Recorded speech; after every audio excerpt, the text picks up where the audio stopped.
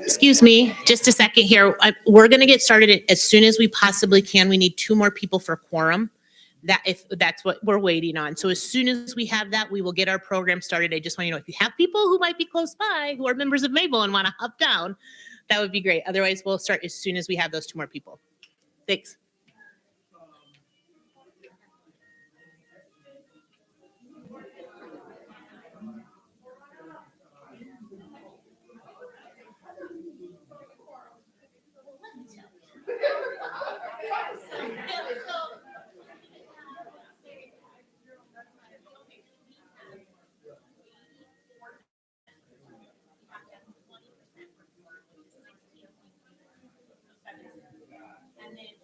Well, we only need a majority of that. So, voting actions would be up to board members to vote on and stuff like that. Yeah. And we added members, right?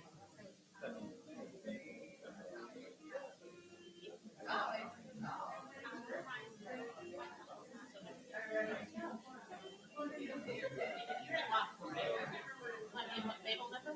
People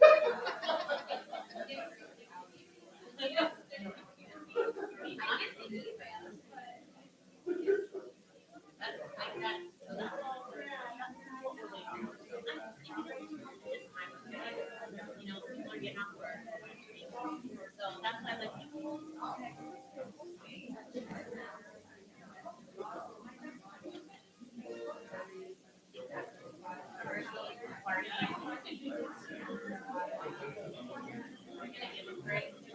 And it was, we did. It is. There's free parking out there.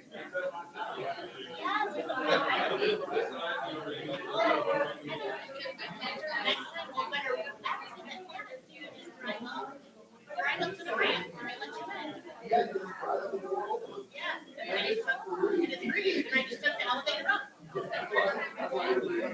I know.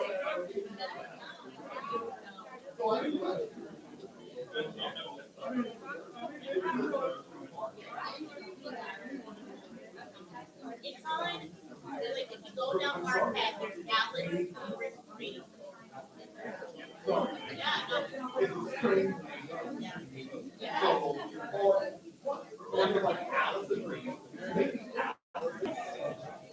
Can you show me the button? Which one do I have to do?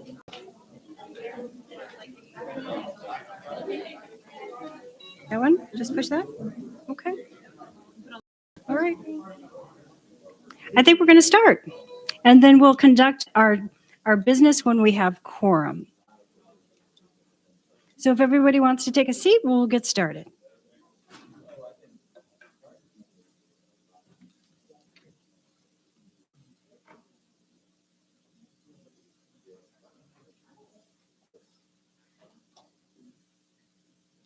Welcome. It's Black History Month, the last day of the month, and I think this is a perfect way to for the general meeting. We have two each year. This is not the annual meeting. The annual meeting will be agenda today because we have a special treat. We have a speaker, and I'm really excited for that. We also have catering by Soul Bowl that follows the spin. Thank you for spending your time with us. So we've got some business to do today. First of all, serve two open vacancies. One is vacated because Christian Butler, or should I say, then we'll adjourn our meeting. So I'm going to condense our meeting today so that we can get back on time at 6 o'clock for our speaker. So without further introduce our treasurer, Amanda Matchett. Okay, and you notice I only have 5 minutes, and I think I can get through it even faster than that. So really, you can see here sort of where we're at. We did a quick comparison between 2022 and 2023 as well. So you can see we have had some changes, but really we're pretty stable. So we are up about 25,000 from last year if you combined our foundation account, which is our sort of 501c3 nonprofit arm. And then we have our association account, which is our 501c6. That's the professional association arm. So we have both of those accounts. Our Morgan Stanley account is sort of our endowed account that is for our scholarship purposes and charitable donations. So we're in decent shape. That doesn't mean we do not need members. That doesn't mean we don't need sponsors. That doesn't mean that we don't need partnerships. We do. And the financial health of the organization.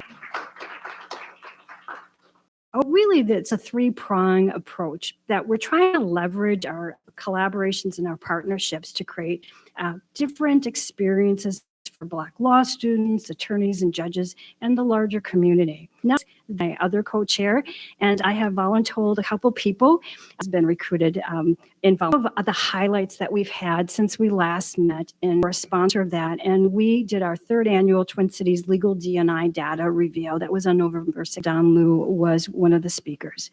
And we always say, if you don't measure it, you're not accountable for it. This is really an important function of Mabel, is that we really show the community what is the health of our legal community when it comes to BIPOC attorneys. So that's important. That was our third annual.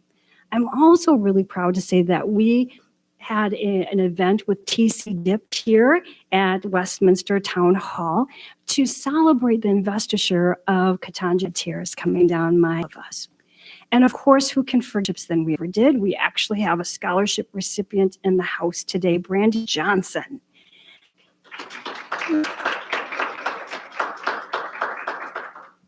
Speaking of Brandy Johnson, some other things that we've done since we last met is that we had Brandy Johnson write an article that was published, We the People, at Attorney at Law. There was a lot of debate about what she had to say, and she had something important to say, and she moved in that space bravely on legal footing.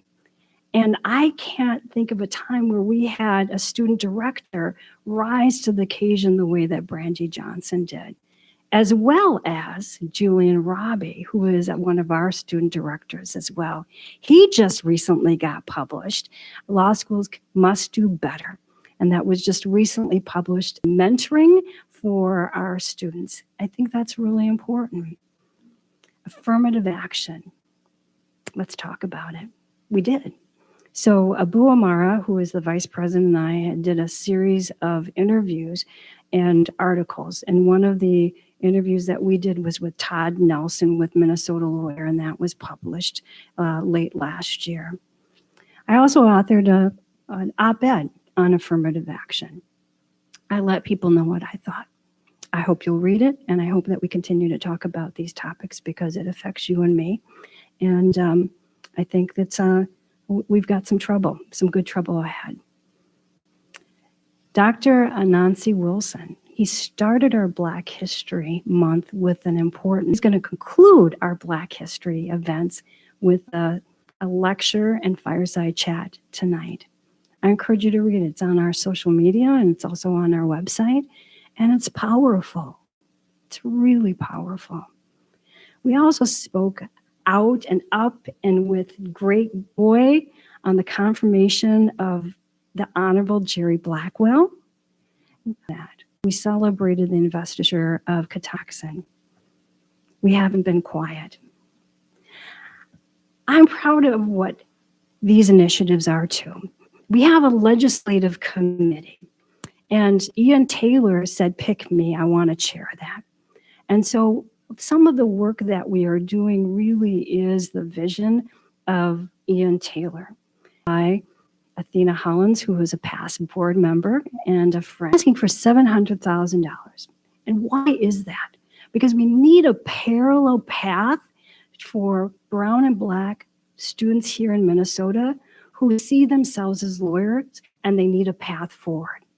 And we've asked, make us the people responsible for working with all three law schools so we can lift that we won't have them.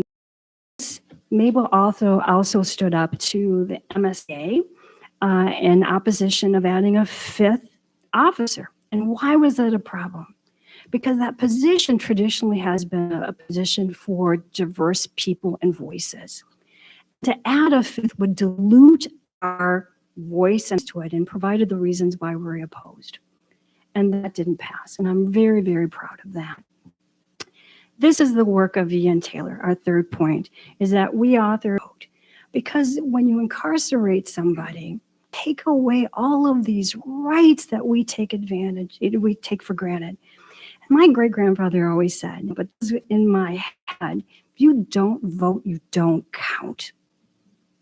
And so what we're trying to say is you can vote and you do count. And I thank you, Ian, for really spearheading that and adding that our letter to the many. And I'm happy to say that I think we're well on our way to restore the vote. Who can forget Kevin Lindsay and I, our co-chairs of the MBA. I'm so excited about that because the MBA was here 25 years ago. 25 years have passed and they're coming back and cities. So we have a couple asks of you. One, An MBA member if you're not an MBA member at the CI. Why? Because we want you to be seen and heard. We think good things should not be a secret. And we think we have a bench of talent here. So March 10th is the date that we're asking everyone to submit something around George Floyd and Philando Castile. Because how can you? And much to what Dr. Wilson is going to talk about. How do we get here? And how do we move forward? So that's one of the Mabel-led events. Another is to pay respect, because without their vision, Mabel would not exist. And Mabel has touched my life for Minnesota, Parker's life for her entire life. At our gala, one of the questions we asked is, here, raise your hand, stand up if you are a Mabel member. If you're some progress. Because we're happy to say that we also recruited professional. Aisha Richardson is our administrator, and we couldn't do this without her. Monique Linder is our producer. We couldn't do that without her. And my ride and die, join us, be part of, lend your talents, let us know what you want to see, and then we will try to create. Do I have a head count? It hasn't changed. Let's walk through it. Okay, let's walk through it. And why don't I bylaws? Right now we have 3 classes members. Regular members can vote. Associate members and student members cannot. But what we know is that we need to change it to expand our membership. And why do we want to expand our membership? Let me go back. Because we want to be a bigger presence in this legal community. And to walk with others, you have a bigger footprint. Partnerships. And so saying to the Westminsters or the Minnesota Humanities Center that, hey, you can become a member if you're an organization, allows us to do that. It also creates a revenue stream that will help us do that programming that we need to do. And that's really important because programming on a wish and a prayer, right? It takes dollars to do that, and this allows us to do that. This model is not a new one. This model has been done before. So, and we've had a number of conversations with TC DIP and Minnesota Women Lawyers, and this is the I can take a. So before we do, does anybody have a question about the why? Okay. So what we're proposing is a 4th class, and the 4th class is to add organizations. Organizations are not people, right? Some, maybe the Supreme Court thinks so, but we don't. And organizations include, but they're not everything, corporations, law firms, nonprofits, governmental entities who have a presence in Minnesota. Why is that important? Because we really don't want folks who don't know Mabel, not are invested in Mabel, to become members of Mabel. We want you to have a presence. Now, we didn't find that, right? It could be because they support a Mabel members, and that we will have annual dues for the organization like we do for organizations like we do for students that pay nothing. So I have a quorum to vote on this. So I'm going to come back to it when we have, I think, we have 2 openings, and he had to resign. And I want to introduce you by way of this PowerPoint presentation and invite anybody else to say, pick me. But we have 2. Because this is not an annual meeting, but a general meeting, it's the decision that the board is going to make once we have a board meeting, which I hope to be within the next week. But let me, for the benefit of everybody, introduce you by way of our PowerPoint, and he happens to be here today, Ian Taylor. So Ian Taylor, Attorney General, where he defends Minnesota agencies in civil litigation and supports the offices and positions, the term which ends June 30th of this year.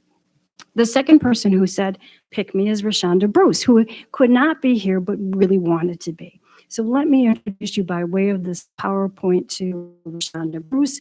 She's an associate at Robbins Kaplan. Prior to joining Robbins Kaplan, she worked at Fox Rothschild, graduated from Mitchell Hamlin Law School in 2018, while in law school, she was busy. So she was a co-president of BALSA. She is the member of Hennepin County Bar Association Board of Directors and a member of the Twin Cities Diversity and Practice Outreach Committee. She's also on the executive committee of the Warren E. Burger Inn of Court and co-founder and leadership team member of Locus. I had to edit down some of her credentials, but needless to say, there are many. And so thank you, Rashonda, for saying pick me. And again, I invite anybody else who would like to be considered to let us know. We just needed to give you 10 days notice that there were vacancies, which we have done. Okay, so I think we have quorum. Okay. Why? I will entertain a motion to allow non-organizations to be non-voting members. Is there a second? Okay, is there any discussion? All right. Well, as the treasurer, I would just say, like, we are in a decent community right now, are really for, being involved. And after George Floyd's murder, it really helped me help. And I think this is a concrete way that we can engage. That I think is really important. Thank you, Amanda. My ride or die. Oh, yeah, Judge Smith. So you mentioned down at the bottom here that this is not a new concept. It is not. How does TCDIP and some sort of lawyers organization, how do they have that stuff? And I will say, with an aside, former president, first Latino that was ever president of this. I'm sorry, who are you referring to, Judge Smith? Say her name.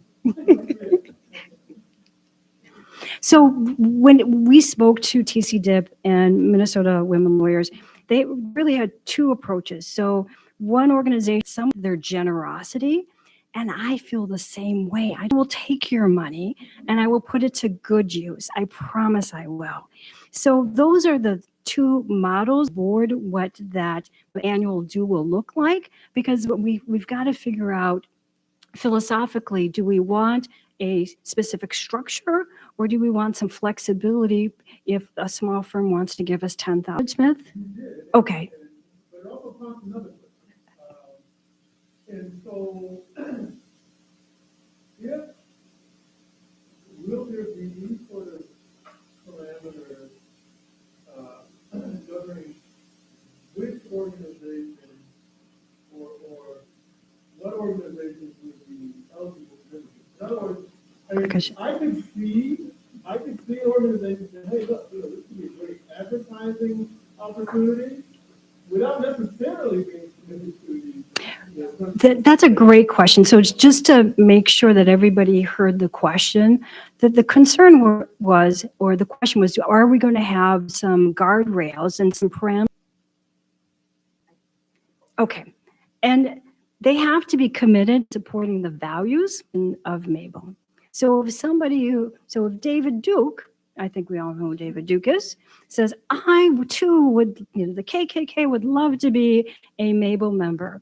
We can say, foul, go sit down, David Duke, because your values, goals, and missions are misaligned with who we are as an organization. So we can say no. And there are some organizations that we probably will say no to because we don't want them to or to virtual signal that, hey, we are all about the Black community when they've done things that suggest otherwise.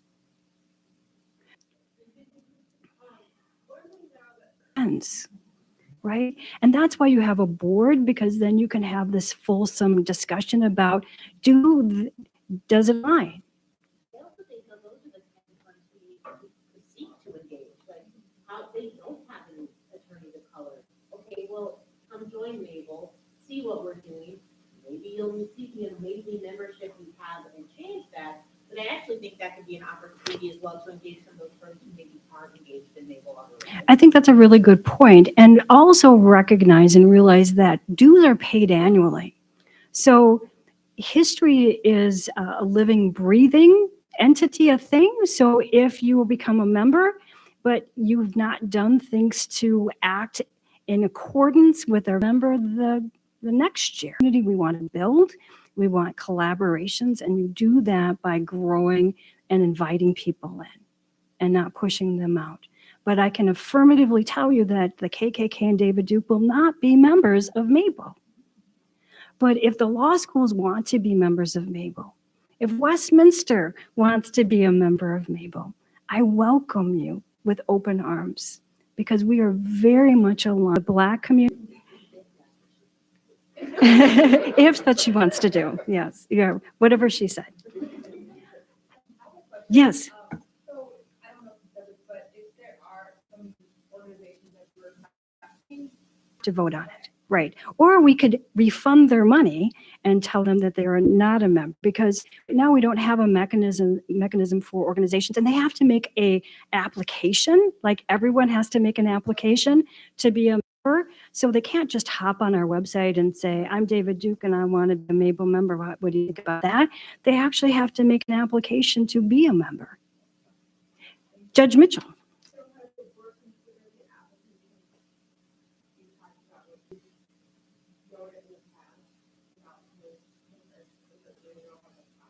So the first step is to have this passed. And the second step is to make sure that we have, June 30th is coming up and people are renewing for July 1st per our guidelines. So we have enough runway to be able to do that as a board.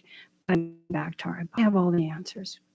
We don't, but we know that this is something that we think as a board we need to do so that we can become bigger and better and more entrenched in the legal community. So procedurally, what I'm going to ask everyone to do is to register your vote. You have a ballot. If you are a regular member, you are eligible to vote. And we have a ballot box in the hallway. And you've got 3 choices: yes, no, abstain. And so I'm sorry, Judge Mitchell, do you have a question?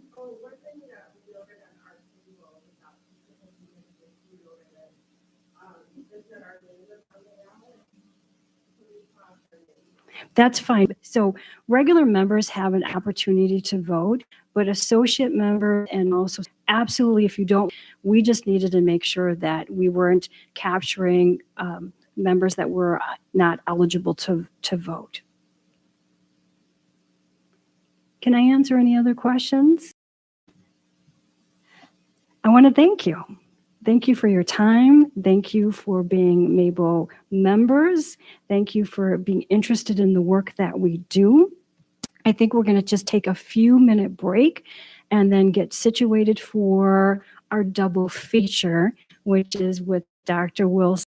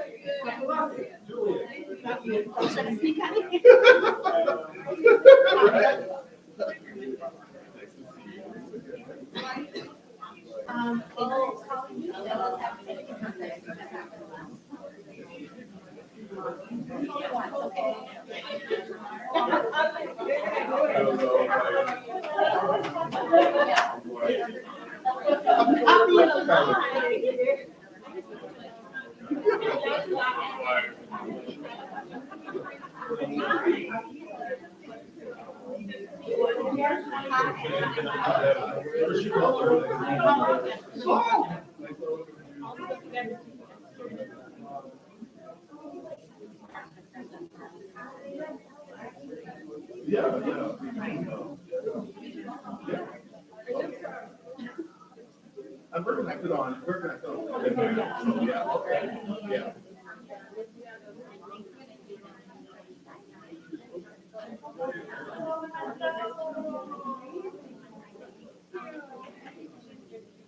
Okay, I will, thank you.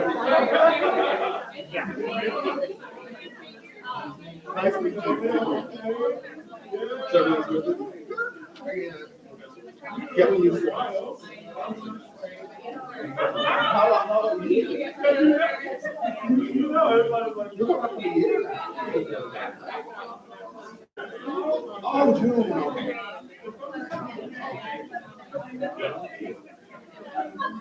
Is that case of the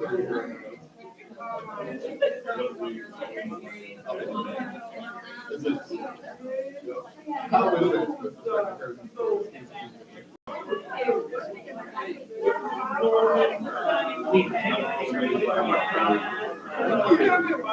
Yeah, that's good.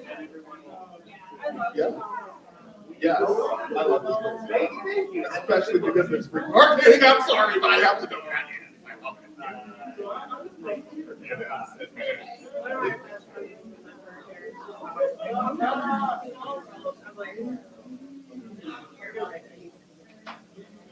How'd you been? I go to my church. Gotcha. Well, he also does the town hall pharmacy. Yeah, I do. I don't want to get up on Sunday morning. Oh, look at that. Wow. I didn't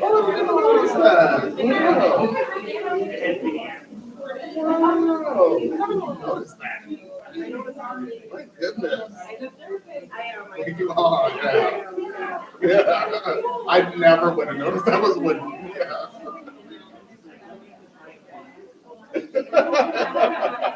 Love it. Yes, you said that the microphone you said you had someone, a friend of yours. Sorry. Okay. I was going to ask you how it was with respect to presiding over senior studies. Considering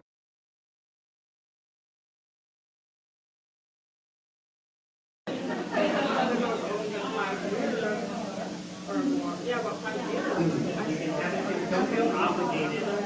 Just putting stickers out. If you want to. Gotcha. Okay. When you were with the Covington class, right? Okay, got that. I got that. Yeah.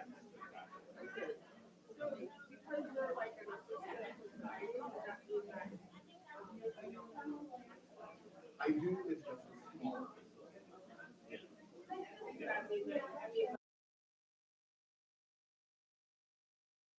No, not really. At least not yet. You know, they have said like if you don't CRC appeals, and so.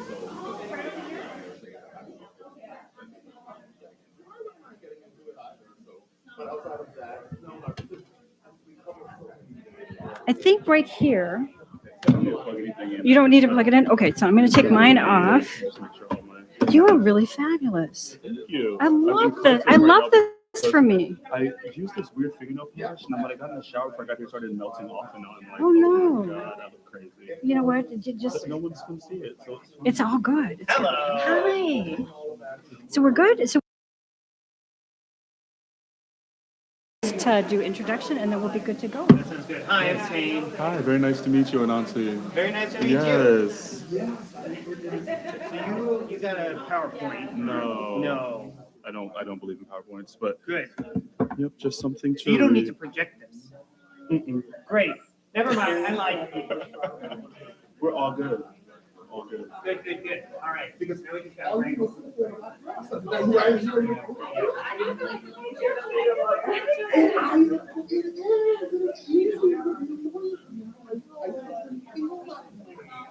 Totally, because everyone is relying on you. Everyone is, it's something you have to Yeah, because I'll be like, I'll look at like some people like,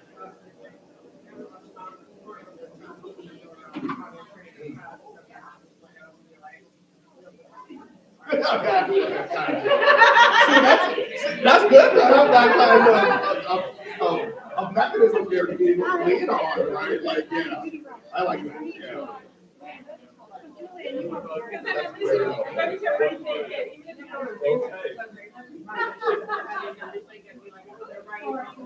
No, I didn't know. Oh, okay, wow, that's great. It's a big responsibility. This semester is black. But I'm not at her now. There's not many people there, and I hate What, you mad? Oh, you're just mad at me for making it. I got you, okay, I'm following.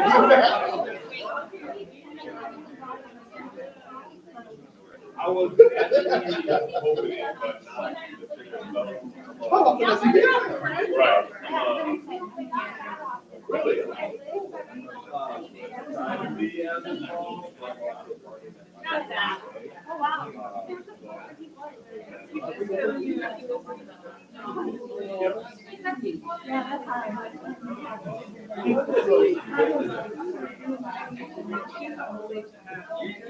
Right. Yeah, I thought so. And I was like, wait, maybe he's not, yeah, I remember, because when I asked you about your traveling time, I was Right.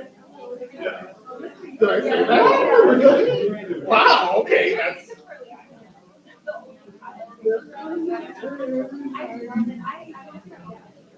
but there's different I will say this.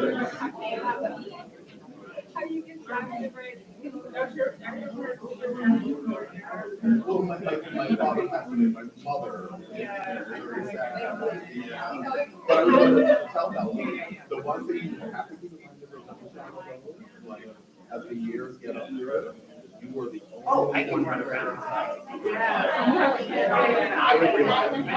Like one of my kids.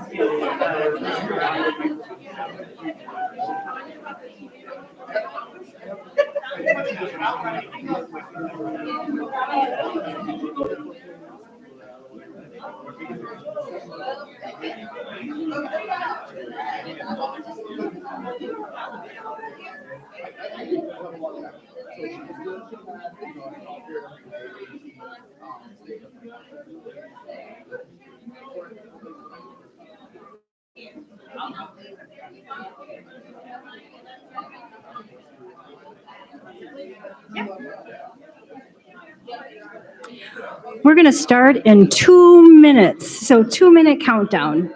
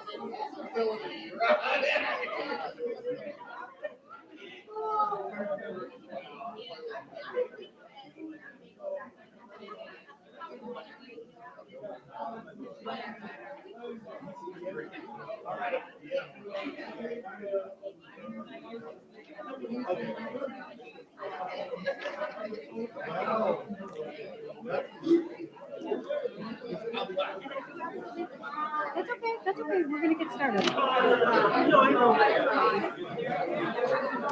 Okay. Good evening.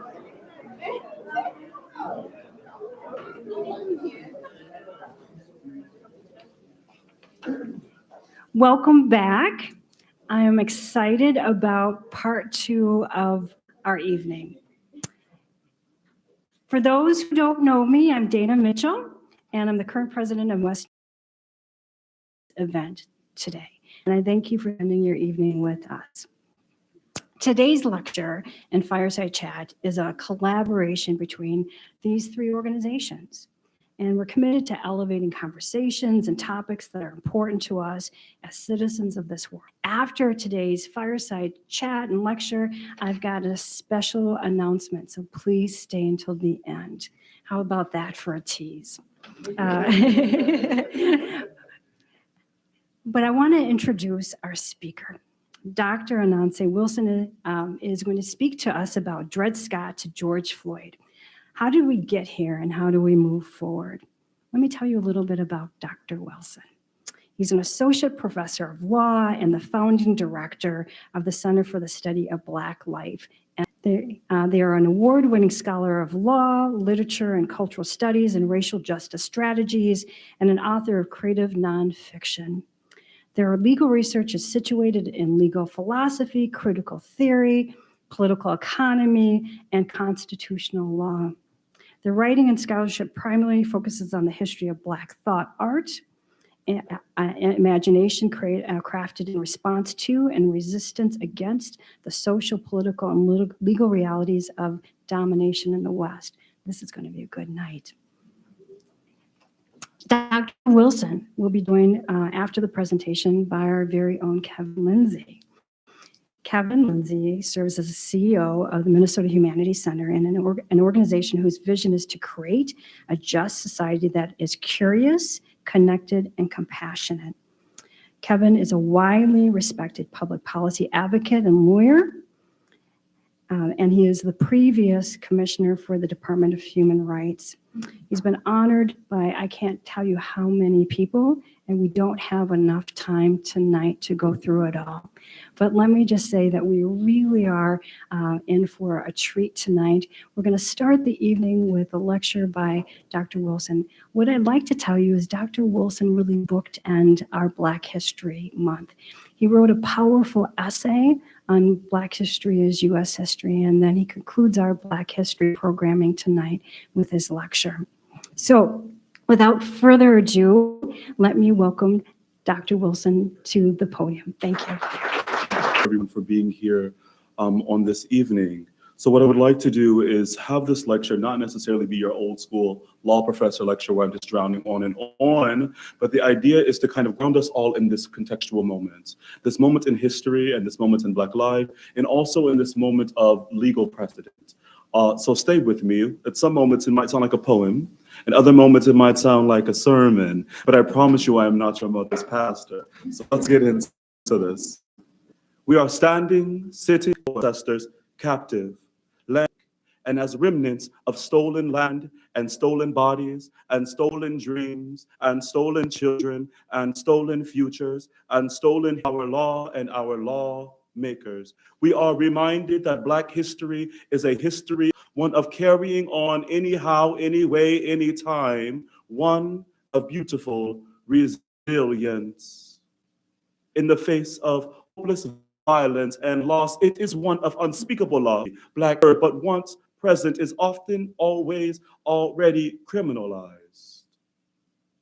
Marked as in and outside of law, inside insofar as we are always already reachable by its disciplinary arms, but outside of law insofar as we are beyond the grasp of the protective shield of fundamental and statutory rights, our bid with the high serving of the day's version of the whip and the noose.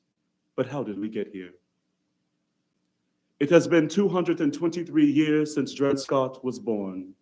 186 years since he was brought to Fort Snelling, national landmark and place of leisure abutting Minnehaha, where carefree folks walk and relieve their pleasure, the labor and the service of other Army officers on this free land, this confiscated territory, this land held by the. It has been 166 years since the Supreme Court refused to rule that Black people could have standing. You see, that is to say, they refused to say that Black people could be seen in the eyes of justice, could be cognizable by the law, and provided remedy for harms. That would require a recognition that Black people are people and not property, adorned with flesh and its Taney ruled and stated, African Americans had for more than a century before been regarded as beings of an identical relation and was bound to respect, and that the Negro for his own benefit. He was bought and sold and treated as ordinary article of merchandise and traffic. Whenever a profit could be years, and this opinion has never been explicitly or other ways to die. We are running out of ways to say, stop killing us.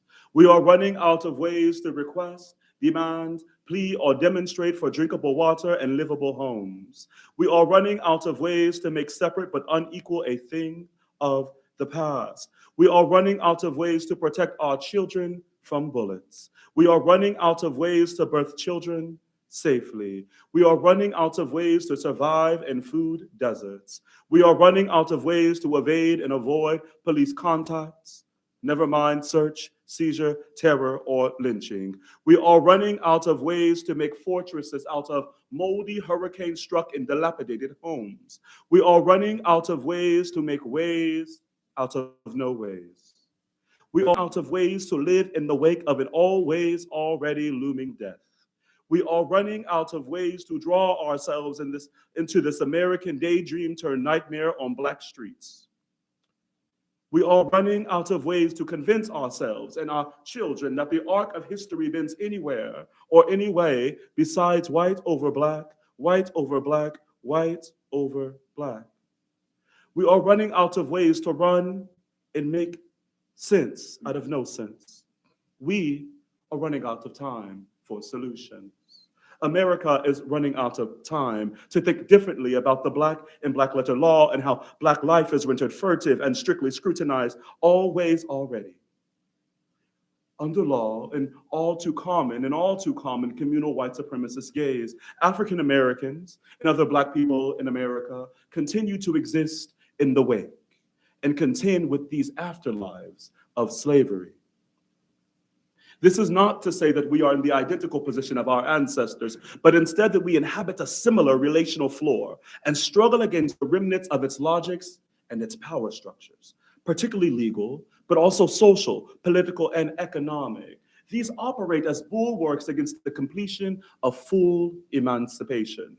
For us, emancipation has been a long, anemic, and never-ending sojourn, one that is often captive and at a standstill or pushed into a cyclical retreat. While the Civil War ended most of chattel slavery and ushered in the Reconstruction Amendments, it was followed by a white lash marked by an epidemic of lynching and anti-Black white supremacist racists like Rosewood and the Tulsa Massacre. This was accented by the Black Codes, those laws regulating Black movements, Black stillness, Black speech, and legal pleadings, followed by Jim and Jane Crow, explicit and implicit racially subordinating laws, and more lynching, more burning, more 30-second trials and jury deliberations, punctuated by lynchings and barbecues, by penectomies and mastectomies, and bodies set ablaze under the cover of law. When Jim and Jane began to fall, racial and racial sexual profiling became innovative technologies of subordination and othering, providing handy public logics or reasons for surveillance, search, and seizure. Black people have been rendered inherently furtive. That is to say, of a sly or suspect character, or alternatively, the living manifestation of criminal, violent, or corrupt intent and coming action. This was before the Fellows Papers, to ensure and assure that Black history and presence, queer histories and presence, are contorted in a way that supports a social order hell-bent on returning us to our knees. The Civil War was not about slavery, they say. Slavery was not about race, they say, but instead states' rights and consequences of Northern aggression. Yet this argument, this rhetorical device, could not pass the reasonable person standard, a test that is often used to make sense of the stillbirth of the Black right to privacy. Now we are revisited by states' rights to ban history, to ban discussion, to ban bodily autonomy, and ban simply being. When these questions of state power to subordinate arise, we must always ask ourselves, the state power to do what? To whom? To what end? We must ask these questions of book bans, always and forever, to ban or revise history. As our Jewish brothers and sisters remind us, we must never forget. We must always remember to recall, lest we find ourselves in the hell our ancestors labored to escape. Some unsuccessfully, others with scars so deep they escape the human eye. This is why we must know our history. This is why we must plant new seeds. This is why we must bear good witness. This is why we must stand in the truth of our present, our past, and the real challenges of the future, so that we can help midwife and birth a better future for the children who come next. As John Lewis might say, we are in an era that demands good trouble, and it is time we get to work. We must not forget where we've been, nor can we forget the hope that has sustained us over the centuries, that has shaded us despite the bright lights of anti-Black racism, that inspires us even now to cling to life, even when there are times when watching a man be lynched on national television for 9 minutes, begging for life, for breath, and for his mother. Even then we clung to each other. We persisted, we resisted. We rose and we summoned the will to never forget who we were before those chains, who we were despite those chains, who we could be together because of those chains or badges or bullets or laws or precedents or other obstacles that refuse to make sense out of freedom. This work continues, coming together anew again. This time for the time for labor is now. History is our shield and our sword of truth, and our tether to powers and strength bequeathed by those who came before us. We must never forget, lest we become lost in the narratives thrust upon us, internally or externally by state and political powers that be. We are the ones that we have been waiting for, and we bear witness as lawyers and social engineers of a just society laying in wait to map a new path toward healing, transformative justice, and sustainable, thriving human life. Education nor money are silver bullets. They would not solve anti-Blackness or white supremacy or transphobia or sexism. They're not the solution, but we are. We must summon and come to be a space where ideas can be challenged and remade into democratic tools that unlock and free the minds, bodies, and passions of all of those that share this earth with us. We must create spaces to allow students and community members and lawmakers to learn with and alongside each other to retrace and recreate a human ethic. We must closely retrace the Black life in Black letter law to understand how law operates as the public logic of power, and rethink how that power can be democratized and used to undergird living and thriving as opposed to struggling and dying. We must enter into a value-based space where Black lives and queer lives and poor lives not only matter, but operate in all their diversity as the very justice, the masquerade or guiding light of the American Hamilton or a parasite on society. Which one are you? Each of us here must decide, will you consume or will you build a new world? So now it's time for some dialogue. Thank you all.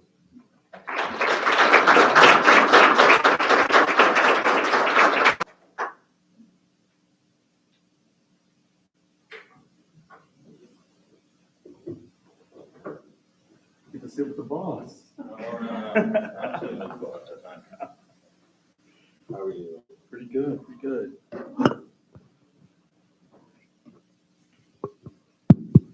Are these on? I think so. Yeah, sounds good. Well, first off, I'd like everyone just to give another round of applause for such a fantastic.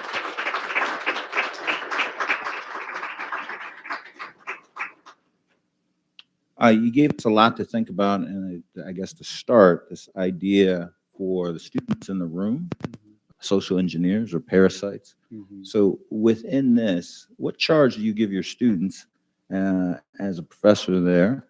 I think you have a couple in the audience.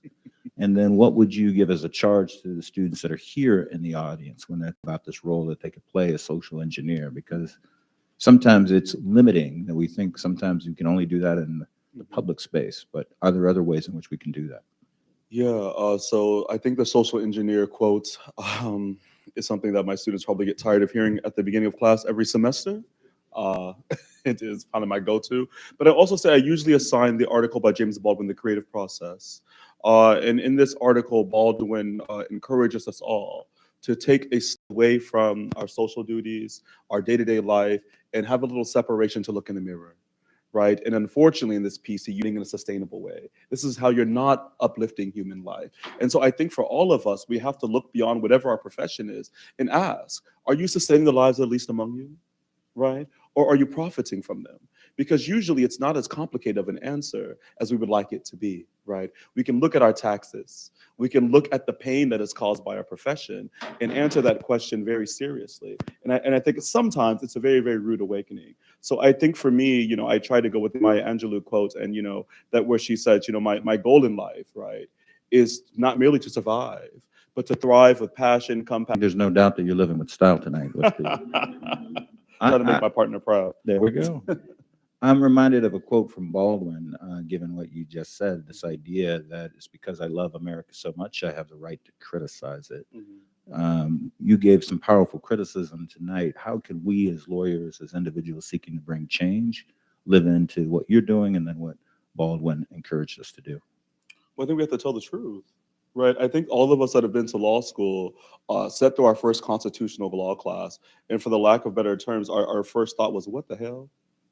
Right?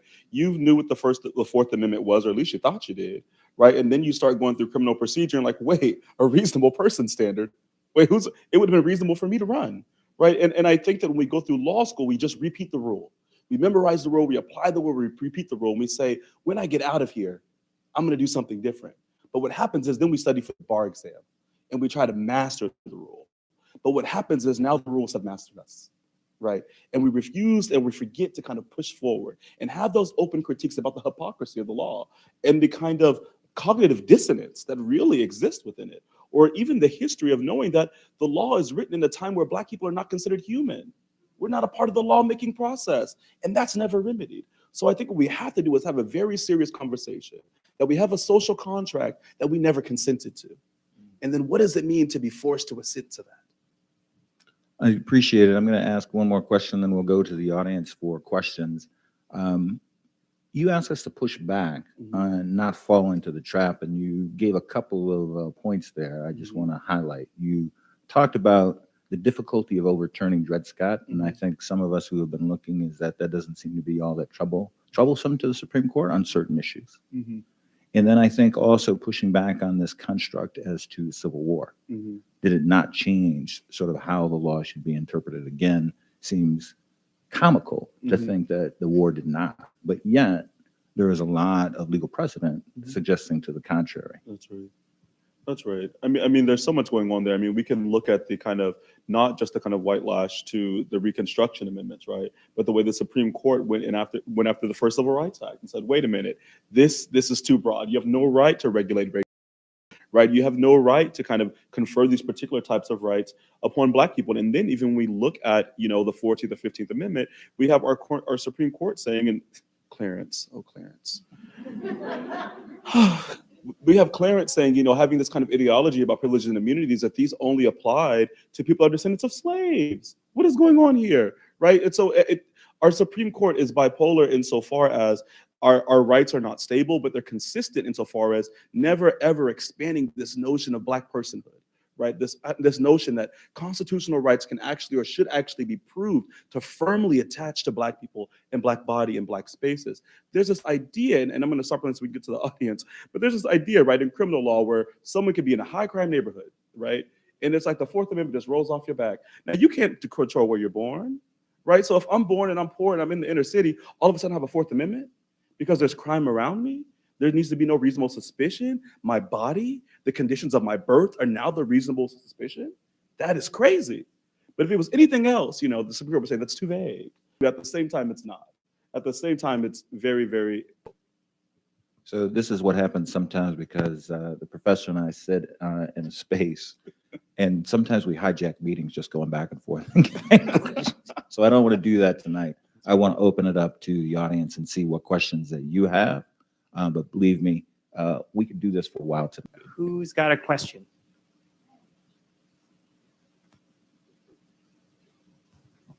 We're in a space right now where we are banning books and we're banning people and history. Why?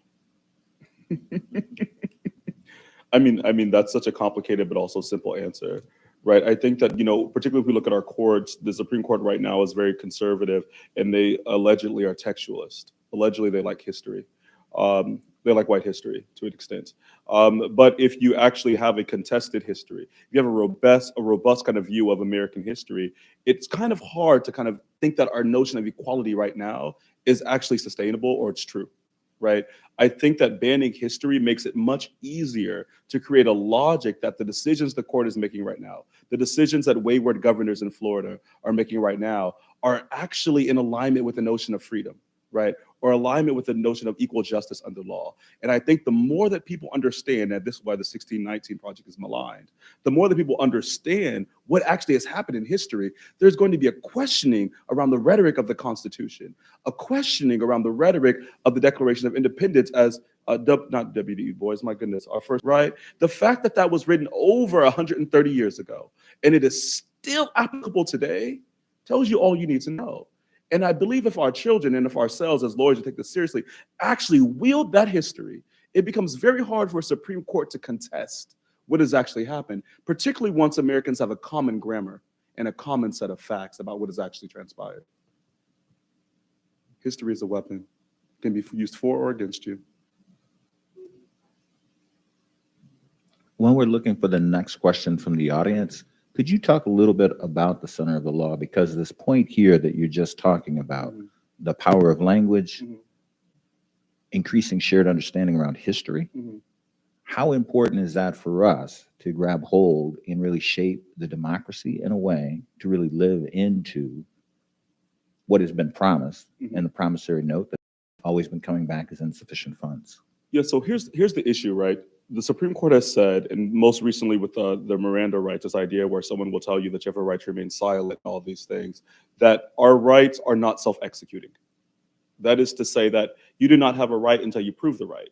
That means that when you get arrested by an officer, you don't have a right to remain silent until you say, I want to remain silent. I'm exercising my right to remain silent. So the fact you have to speak to be quiet is really interesting, right? And so our other rights operate in the same way.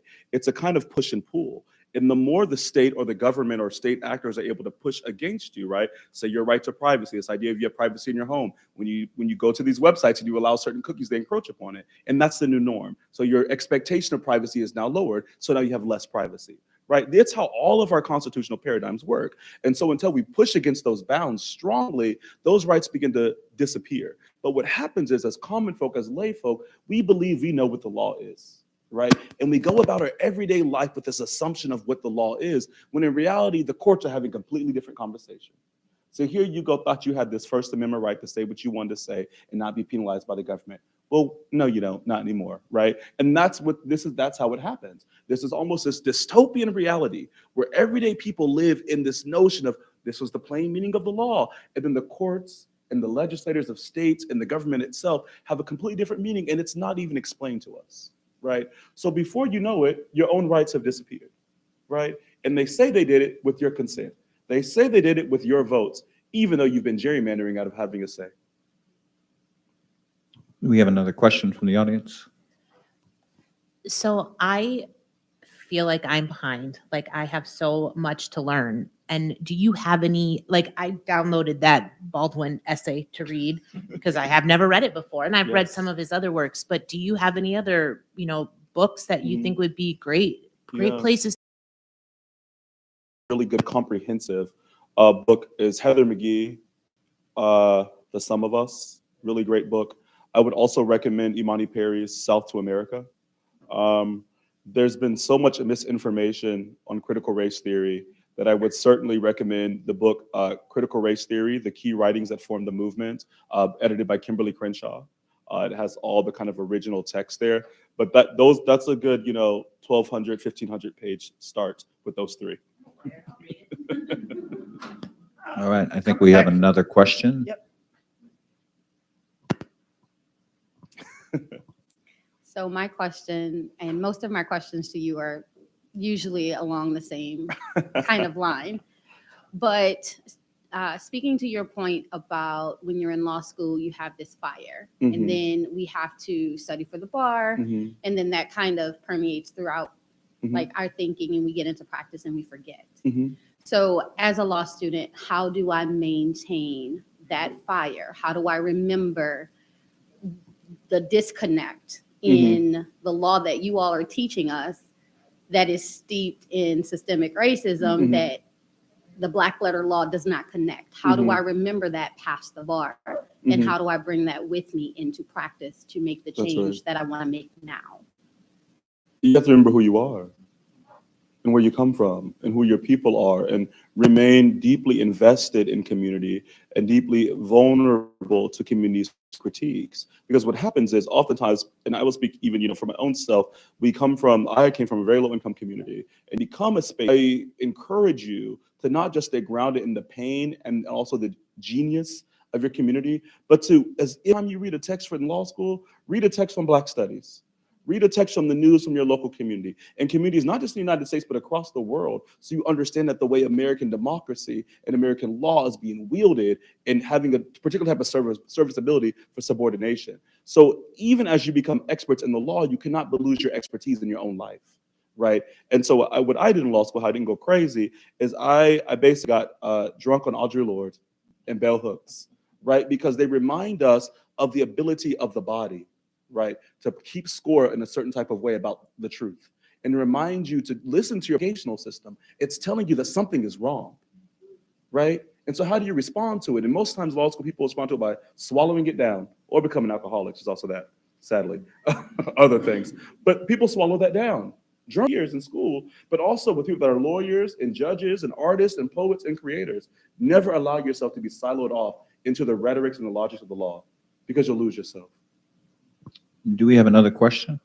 I should say that sounds like that's also a great tie-in to what you're seeking to accomplish at the Center for Black Life and the Law. Yeah, so what we're trying to do is create a space where people are able to think with and beyond the law, right? Where we can think with our personal experiences and beyond the things we've ever imagined and thought of, right? So my goal is to kind of create a space that is outside the law school community, but adjacent, and outside of our kind of households, but adjacent, and allow us to really think about what is the truth. And not just what is the truth and what is our goals for tomorrow, but if the conditions of the world weren't what they are today, what world would we birth? If the law was of no issue, of no consequence, what world would you birth? What consequences would there be? What ways would you respond to harm, right? Because each of us in this room is a harborer of precedents, right? You get to decide what the law will be next year, in 5 years, in 20 years. You pick up and you make the new legal arguments at the appellate level, at the state level, and so on and so on. But we have to be brave enough to push back and to create that movement, right? Before right now, we didn't read law school. What movement will you make? Will you make the movement, or will you be role sessions? We're in this room right now. How would they imagine justice? And what is your duty to them? I want to pick up on what you said there about the First Amendment. I mean, when I was commissioner, I was on the losing end of a case, a 2-to-1 decision, which basically said that the First Amendment trumps discrimination laws. Yeah. And there are 4 or 5 cases that are circulating around the Supreme Court at this time. What advice would you give the audience, to the legal community that's passionate about discrimination laws and not having sort of the vision that was foisted upon us by some justices on the Supreme Court? Yeah, I mean, the Supreme Court and a lot of our appellate courts have really endorsed the idea of a right to hate, right? And the critical race theorist Mary Matsuda came up with the concept of, which you probably heard, microaggressions, or in other words, words that wound, right? Words that carry historical power and are able to traumatize on the spot. And so what I would say is that law is not the answer. The question is, how do you create beloved communities? How to create a common knowledge and a common value center that goes on, right? Laws and policy, right? How do we sit with one of another and say, I actually don't like you. And that's where you don't like a lot of people. It'd be like that sometimes. But I also see you as human. I also don't want you to hurt. I also believe that you deserve drinkable water. You deserve good air quality. You deserve good food. And I understand that my future is tied up in yours. And what happens also often is we meet each other at the ideological kind of warfare situation, and we don't meet each other at the human piece, right? And we have to get back there. And that isn't to get into this weird thing where people are like, all sides, or, let's just, you agree with this, we disagree, let's meet in the middle. There is no middle to humanity, right? We can hear each other out, but what you won't do is cause indignities to me. So I think we have to be it starts off with one-on-one, starts off with smaller communities, but it also starts off with the policies you have in your school. It starts with the policies you have with your partner and your loved ones, with your parents, right, with the people that you date, and it grows from there. So the question isn't so much, how do we do this with law, discrimination law? But the question is, how do you create a critical love ethic day to day in your household? And how does that sprout out from there? Intentionally, right? How do you talk to the people you supervise? How do you give critiques? How do you respond to pain? Right? Because really, the law is made and proved in our interpersonal interactions, and it bubbles up, not just down. We've got one more question here. Hi, Professor. She wrote that down. Go ahead. I had to. It's so much fun seeing judges up here and then getting questions from lawyers that they've appeared, and also seeing students get a chance to ask questions of the professors. It's part of moderating. What do people in the fundraising community say when they're seeking support for the Center for Black Law? Yeah, I mean, people say a lot of things. Lord have mercy. With the good stories, the bad stories. No, I think that what people have said when they've supported us or they've gone out to do fundraising on behalf of us is they look at the gap, right, in the conversation right now. They understand that very rarely are people having the conversations that we're having. People are oftentimes having on one side a kind of Blue Lives Matter, Fraternal Order of Police conversation. Or on the other side, people are saying either reform it or burn it all down, right? What we're trying to do is think beyond, right, and with, right? What we're trying to do is be a convening space where all these multiple opinions, experiences, and truth can sit in a room and get just a little bit closer to humanity, right? To get a little bit closer to a solution. And we may not like each other at the solution. We may be arguing and cussing each other out. But as I know from the history of Senate, we're not that bad. People were beating each other with canes and pistols after death in the United States Senate in the beginning, right? But what we're doing right now is battling ideas, right? And what we're also trying to do is create an education for our students and community members alike that most law schools won't allow you to do in a typical bar-tested class. We're trying to get you not to just repeat the law, but think through the law. What is the lie beneath the law, right? What are the motivations of the folks that are writing these opinions? What are the identities of the folks that are affected by these particular law school? You don't even know the race of the folk involved in the case. You don't know their class background, right? We don't even know the stakes. So the question is like, how do we teach our students and our community members to advocate on behalf of ourselves with the kind of contextual truth that's usually been missing? So that's what I try to give. Okay, do we have any other questions from the audience?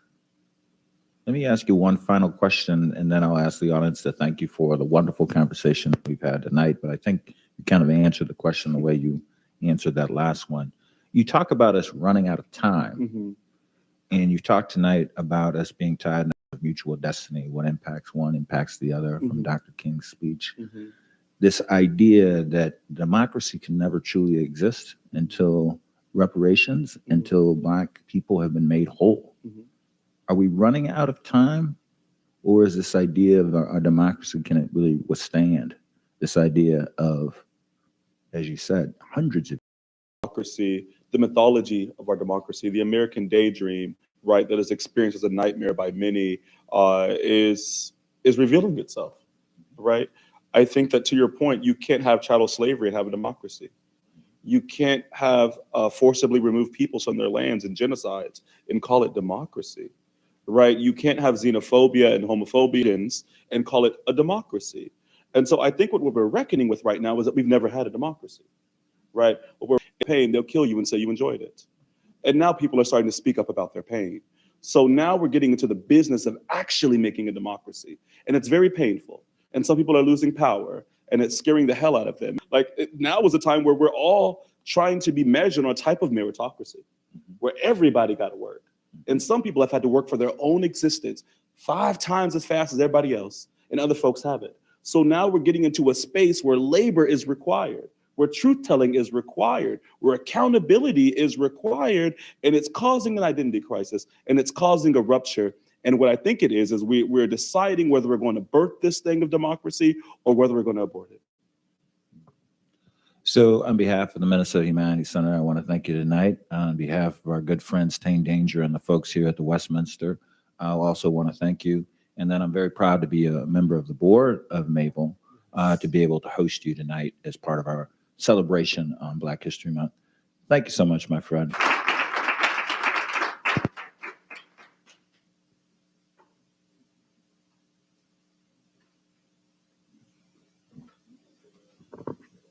I echo the thanks. I feel like I got a lesson and I've got some work to do. Thank you, Dr. Wilson. Thank you, Kevin Lindsay, and thank you, our virtual audience and the people that are here today. We've got a treat. So one thing that we are trying to do are collaborations, right? Thought leaders, folks that have something to say. We invite you to come back to Westminster in May 20th, when we are going to have Dr. Cornel West join us. It's a collaboration. It's our brand now. And it's going to be a collaboration between Westminster, Minnesota Humanities Center, and Maple. And so look for an invitation. We're going to eat. I'm hungry. And I hope you're hungry too. And so please join us in the hallway. We are going to have Soul Bowl. We're going to celebrate Black History Month today and every day. So thank you.